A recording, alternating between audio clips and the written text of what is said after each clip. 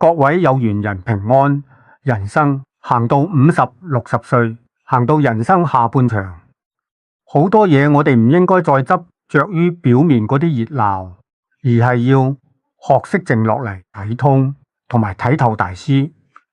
話你知，最近全香港甚至全亞洲嘅目光都聚晒喺紅足一世嘅傳奇身上，就係天后王菲。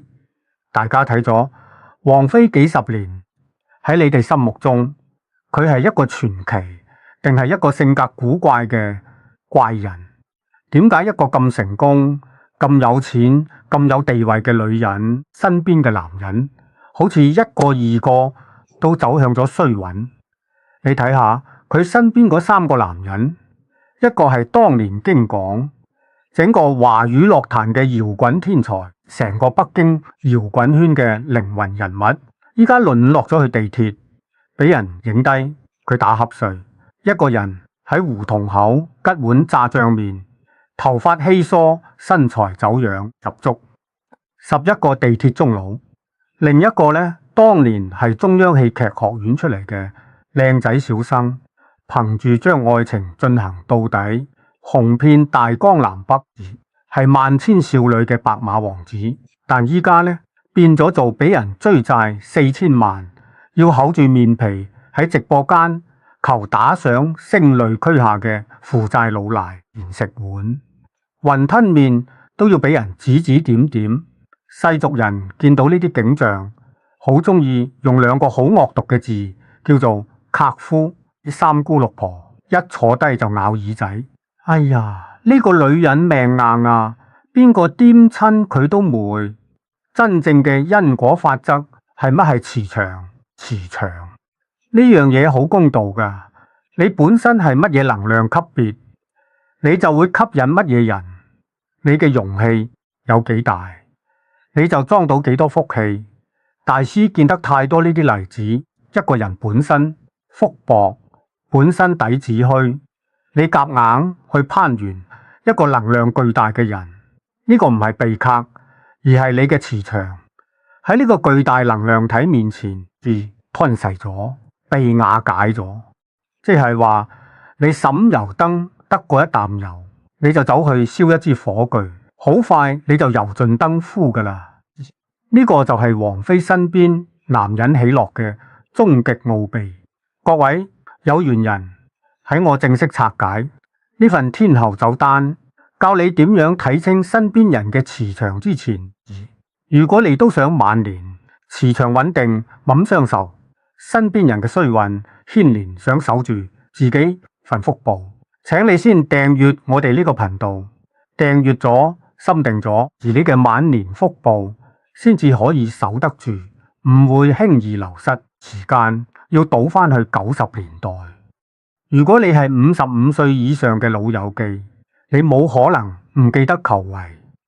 嗰陣時嘅裘維唔係人嚟噶，係仙，而佢留咗一頭長髮，着住件黑皮飲，企喺黑豹樂隊嘅舞台中間，一開聲，成個紅磡體育館嘅天花板都好似要俾佢唱到反起嚟，嗰種風采，嗰種鮮重嘅才華，佢對音樂嗰種執着，就算佢唔講嘢，你都感受到呢個後生仔身體入面好似有一座火山咁，隨時要爆發出嚟嘅能量。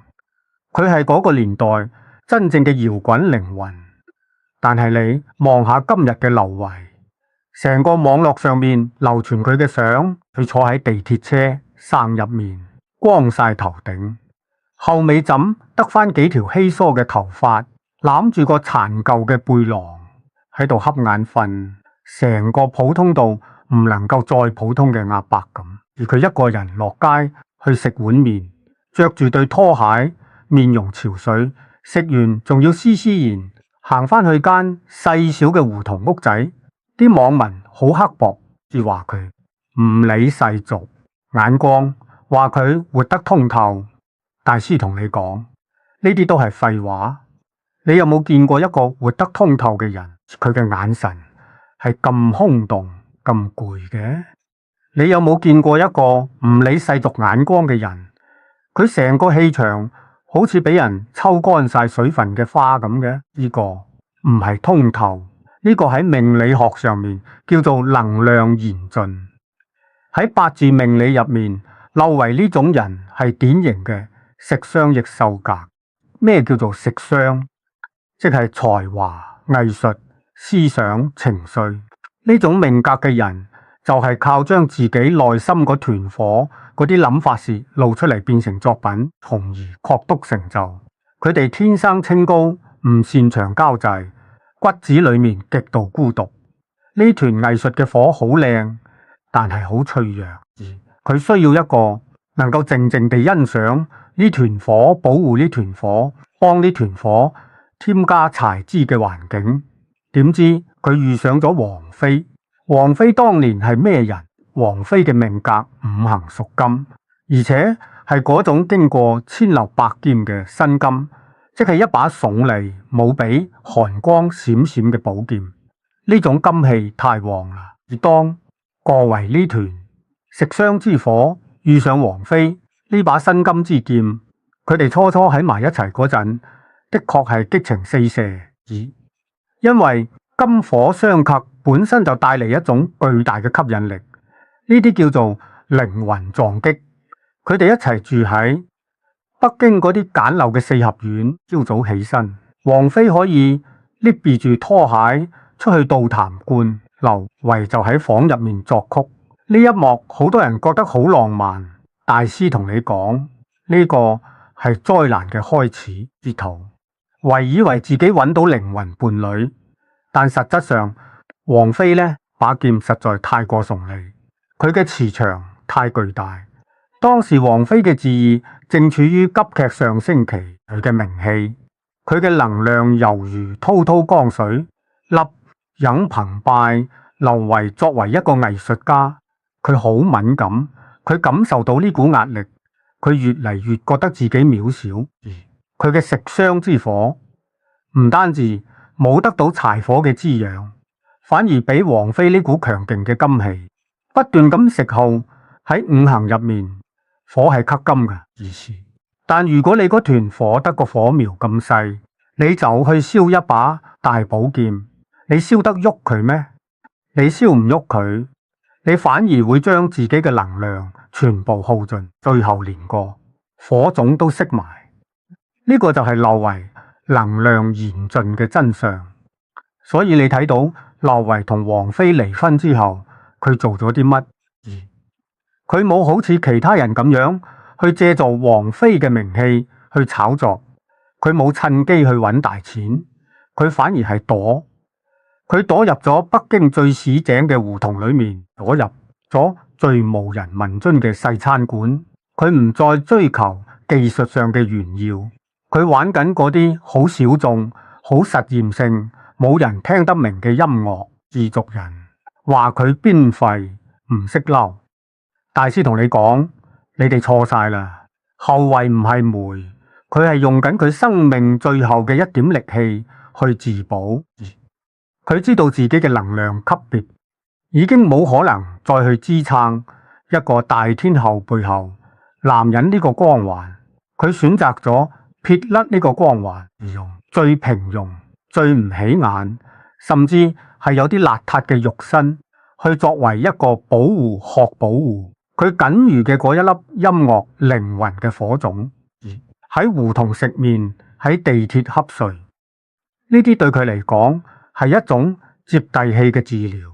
佢需要將自己放逐到人群嘅最底層，而避開嗰啲鬆光燈帶嚟嘅能量灼傷。你睇佢近年嘅作品，雖然冇人聽，但係佢仲係喺度不斷咁做。呢個就係佢作為食傷蝕壽命格最後嘅尊嚴同出口。呢個因果故事話俾我哋知一個好深刻嘅道理。如果你身邊有一個才華橫溢，但係性格古怪、情緒極端嘅伴侶，你要好小心。你要問下自己，你有冇咁大個容器去承載佢？你係佢嘅柴枝，定係佢嘅暴風雨？好多時你以為自己係喺度愛佢、成就佢，但係你嗰股過於強勢嘅為你好，分分鐘就係燒乾佢靈魂嘅那團火候。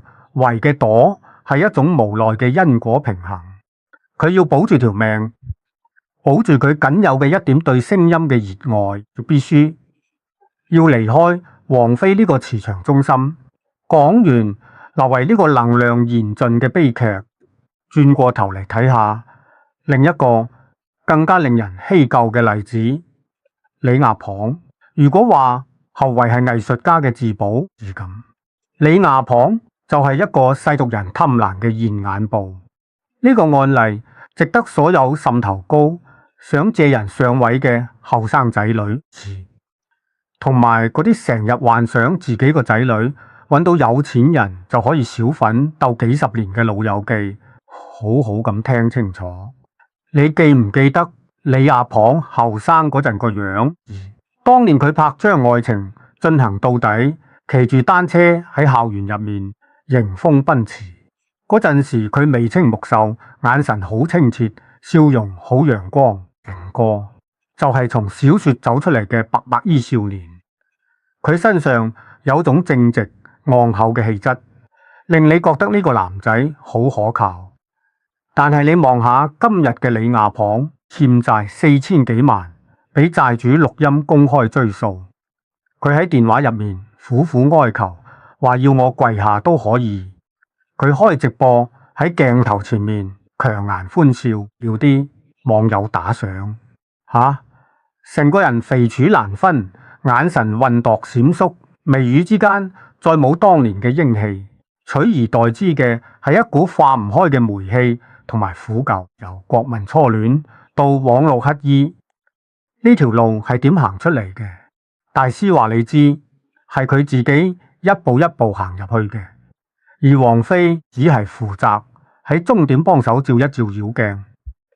李亞蚌嘅命格係典型嘅身弱財旺，即係話佢呢個人本身八字嘅日元，代表自己嗰個五行係好虛弱噶，但係圍住佢嘅嗰啲財星，代表金錢、女人、物質就好多好旺。呢種命嘅人天性就好想賺錢，好想做大佬，但係佢冇咁大個能力去擔得起呢啲財富。呢種情況玄學上叫乜叫富屋窮人？你間屋好大好靚，入面擺滿晒金銀珠寶，但係你個人身體孱弱到不得了，你連企都企唔穩，你點樣去享受呢啲財富？啲財富最終會變成壓死你嘅一座大山。同王妃結婚，對李亞蚌嚟講就係一次終極嘅能量虹吸，但係佢吸唔起。嗰幾年，佢借助天后嘅光環，由一個普通電視劇演員搖身一變，成為商業大佬、文化地產大亨。佢以為自己有頭有面，以為自己真係揼到水，周圍去搞生意，搞麗江雪山藝術小鎮，開口埋口就係幾十億嘅項目。但係佢根本唔知道呢啲名氣同機會唔係佢自己掹翻嚟嘅，借翻嚟嘅，係佢企喺王妃呢個巨大嘅能量磁場入面，透支緊一啲佢呢一世都還唔起嘅福報。玄學上有個講法叫做德不配位，必有災殃。你係一個只能夠擔起100斤嘅人，你係都要擔1000斤，你條腰骨一定會斷。你睇下李亞蚌同王妃結婚前後嘅面相改變，呢個係最直觀嘅因果祭單。結婚前佢嘅印堂兩眉之間係開發嘅，眼神雖然唔算話好有野心，但至少係清澈乾淨嘅。結婚之後，隨住佢生意越做越大，佢嘅印堂開始收窄，代表心胸越嚟越窄，做人越嚟越執着，聽唔入人哋講嘢。最重要係佢對眼由清澈變到混蕩浮柱，眼角仲成日好似擘唔大咁。商學上叫眼無神自意傾。佢個鼻頭財帛宮後期睇落去係大，但係滿布紅絲同暗瘡，知呢啲都係財富大病，係爛財嘅信號。仲有佢眉上嘅腹膛位，氣息由以前嘅明亮變成咗一片暗淡無光嘅灰黑色。呢啲唔係面相，自然衰老。呢個就係能量磁場被鐵底壓垮，被吸乾之後喺肉身上面顯現出嚟嘅報應。佢嘅失敗係必然嘅。佢以為揾到個有錢有名嘅老婆就可以小奮鬥20年。大師今日要當頭棒喝，話俾你哋知，如果你自己底子薄福報唔夠，呢啲由婚姻帶嚟嘅富貴就係你嘅催命符。呢啲唔係你努力得翻嚟嘅嘢，你係抌住唔實噶。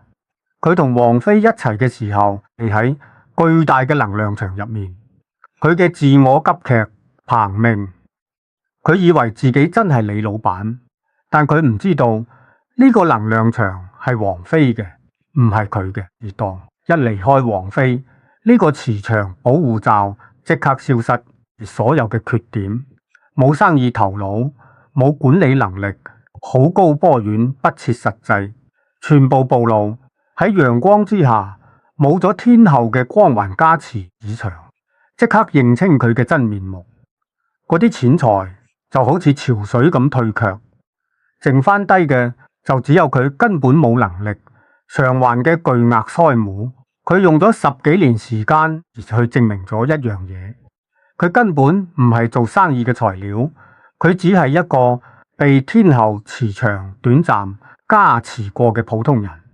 呢份因果債單代價就係佢嘅尊嚴、佢嘅信譽同埋佢成個晚年嘅安寧。有啲老友記可能會問，大師咁講法，即係王菲呢個人真係好得人驚，邊個黐埋去都死？呢個問題問得好，問得好膚淺。你哋呢種諗法停留喺呢個女人唔吉利嘅迷信層次，冇去探究問題嘅本質。而問題嘅本質唔係王菲呢個人好唔好，而係佢嘅生命本質係乜嘢。要解開呢個無數團，我哋必須要深挖王菲嘅雙格，唔好淨係睇佢唱歌，要睇清楚佢呢副皮囊底下究竟住緊一個點樣嘅靈魂大師，幫人睇咗一世面相。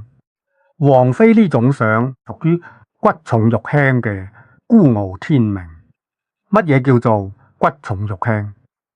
即係你塊面嘅骨架好大好突出，但係面上嘅肌肉同脂肪好薄好少，而薄到好似一層紗咁樣黐喺啲骨頭上面。坊間有句俗語叫面無四兩肉，就係形容呢種格局。呢種相格嘅人，特別係女人，佢哋嘅人生注定唔會係追求人間煙火、柴米油鹽嘅，佢哋追求嘅係精神世界，係靈魂共鳴。你睇下王菲塊面最搶眼係咩？佢嗰兩嚿脛骨，佢嘅脛骨好高好大，而且仲要係向前突出，好似兩座小山咁。喺商學入面，脛骨代表咗一個女人嘅權力或戰意心同埋鬥志，更加代表咗佢對伴侶嘅掌控力。脛骨高嘅女人如果配搭一個豐滿有肉嘅鼻頭，咁就係好命，旺夫益子。但係如果你眼骨又高又大，但係個鼻頭又細又冇肉，呢個就叫做眼骨奪權，代表呢個女人性格極度強勢。佢喺一段關係入面係要做絕對嘅主導者，佢冇可能好似小鳥依人咁樣依附你。佢嘅主見大過天，佢決定咗嘅嘢，你千祈唔好同佢拗，因為你一定唔夠佢講。同呢種人一齊，普通男人會好快失去自我，覺得自己好冇用，好壓抑。再睇落去，睇佢個腮骨，王菲嘅腮骨好明顯，但係向內收削，即係冇乜肉，線條好硬朗，一路向下巴尖落去。腮骨代表咗一個人嘅復則性同忍耐力。腮骨生得靚、有肉地、包得靚嘅人，可以忍受家庭嘅束縛，願意為咗頭家犧牲。但係王菲呢種腮骨削嘅人，佢哋天生就唔受任何束縛。你唔好諗住用婚姻、用家庭、用仔女去鎖住佢，冇用。佢係一隻冇腳嘅雀仔，你個籠困唔住佢。佢要嘅係成個天空。呢種相隔注定佢唔會係傳統意義上嘅賢妻良母，而注定要活出佢自己嘅生命。但係最關鍵嘅一樣嘢係王菲嗰對眼，大師幫佢歸類呢，對唔係桃花眼，唔係丹鳳眼，而係極之罕見嘅積眼。你睇真啲，佢對眼係單眼皮，眼型好長，眼珠細細粒，但係好有光澤，好似一粒黑色嘅寶石亦嵌喺度。最緊要係佢睇嘢嗰種眼神，永遠都係定定地、冷冷地，好似望穿咗你，但又好似乜嘢都冇望咁。呢種與世隔絕嘅眼神，積眼嘅特徵，積係一種孤芳自賞、唯世獨立嘅動物。佢唔屑於同啲雞鴨爭食，佢永遠都係自己一個企喺度，好優雅自私。但係好孤獨擁有靜眼嘅人，佢哋嘅靈魂係非常非常孤高嘅。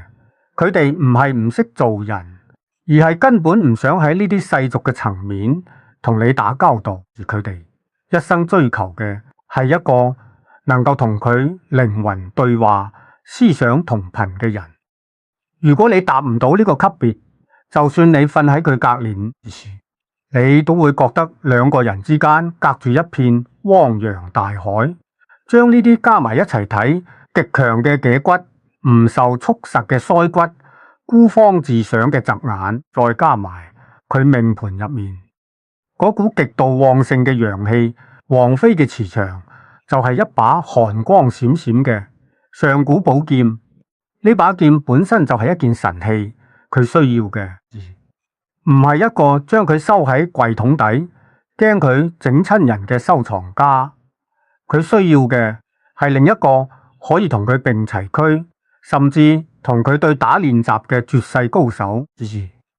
你放個普通人企喺呢把劍隔籬，把劍上面嘅殺氣同寒氣會令到呢個普通人嘅磁場自動萎縮，佢會不由自主咁樣覺得自卑、凍同埋恐懼。呢個唔係把劍嘅錯，而係你自己唔夠斤兩。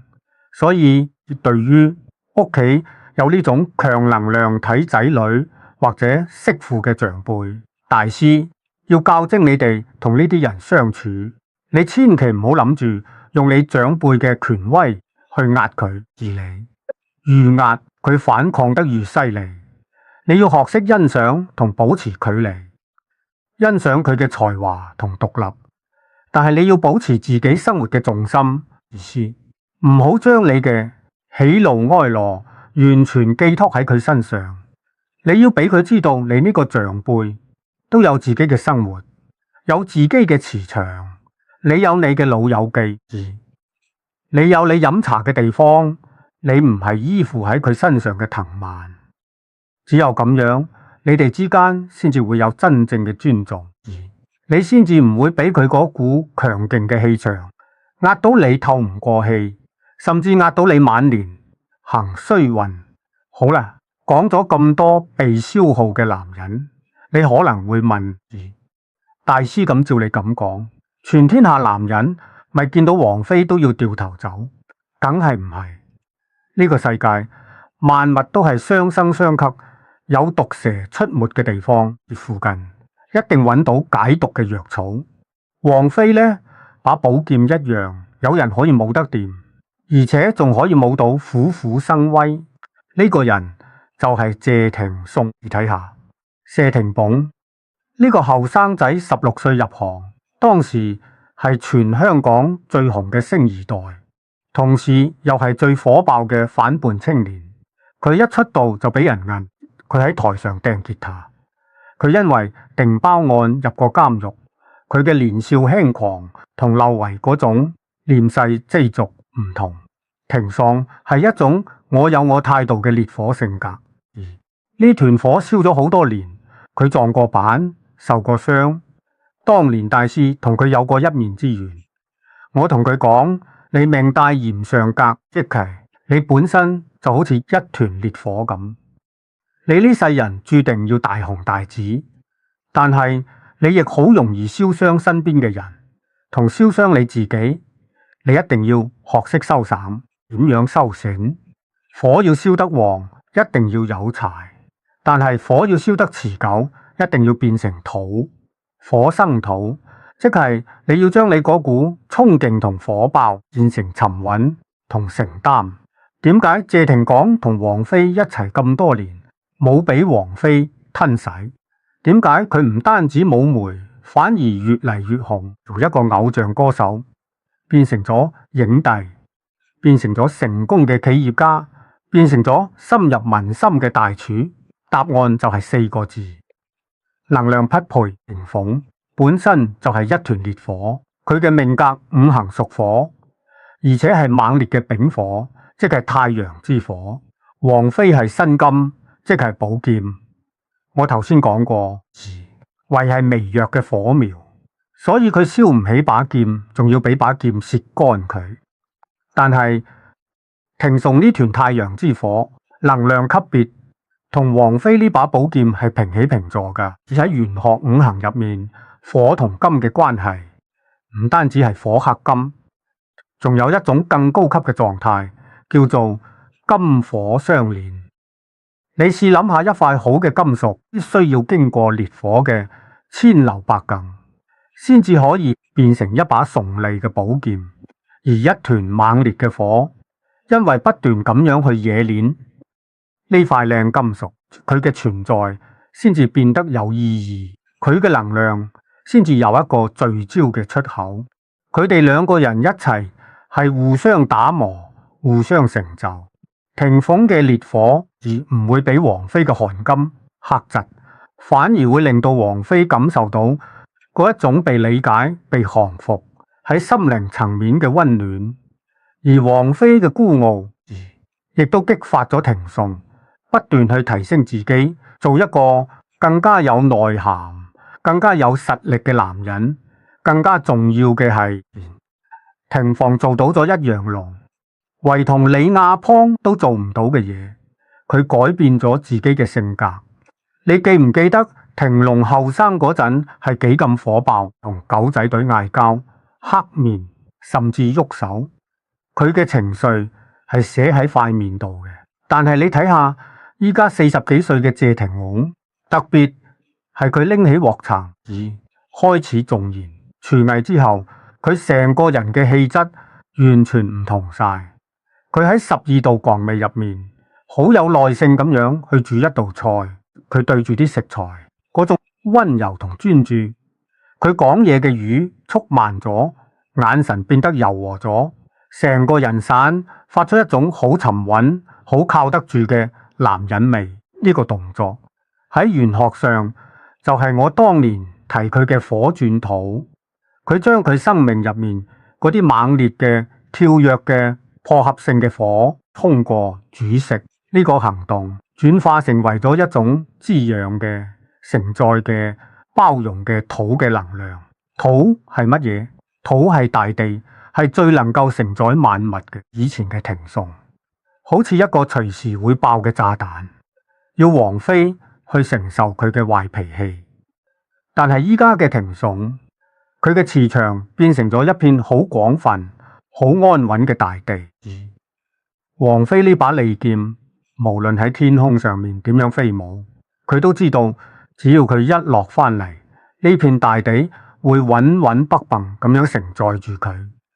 呢種你盡管去撞，我喺度等你嘅安全感，就係王菲呢種孤獨嘅集最需要嘅歸宿。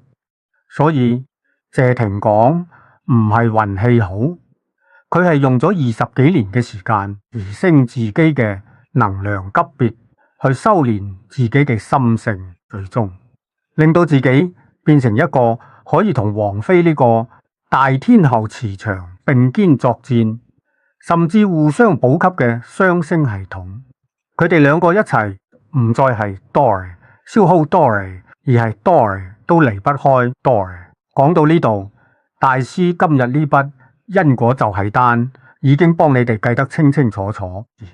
由柯維嘅能量嚴盡，到李亞龐嘅德不配位，再到謝廷珙嘅金火相連，你睇到嘅唔單止係王菲嘅感情史，更加係三條男人生命嘅興衰圖，更加係宇宙磁場嘅終極法則。聽到呢度，每一位老友記，你都要摸住你個良心，問一問你自己一個問題。咁我呢？我依家身邊呢個伴侶，佢究竟係嚟增益我能量嘅，定係嚟消耗我能量嘅？你唔使答我自己，你諗下係唔係？同佢一齊之後，你瞓覺都安樂啲，做嘢都順暢啲，身體都好啲，連啲仔女都聽話啲，呢就係增益。佢就係你嘅貴人，你要好好珍惜。但係如果你發覺同佢一齊咁多年，你成日都覺得好攰、好壓抑、好委屈，成日都要睇佢面色，你嘅身體越來越差，你嘅朋友越來越少，你成個人都好似冇晒光彩咁，咁佢就係喺度消耗緊你，佢就係你嘅冤親債主，你哋呢一世嘅夫妻係嚟還債嘅。如果你覺得自己呢世受咗伴侶唔小氣，受咗好多委屈，積咗好多怨氣喺心入面，大師今日教你一個方法，一個最直接、最見效嘅化解方法。你唔使同佢嘈，你唔使離婚，只需要喺呢條片嘅留言區打2個字認字，對就係認字，認咗佢，代表你承認呢段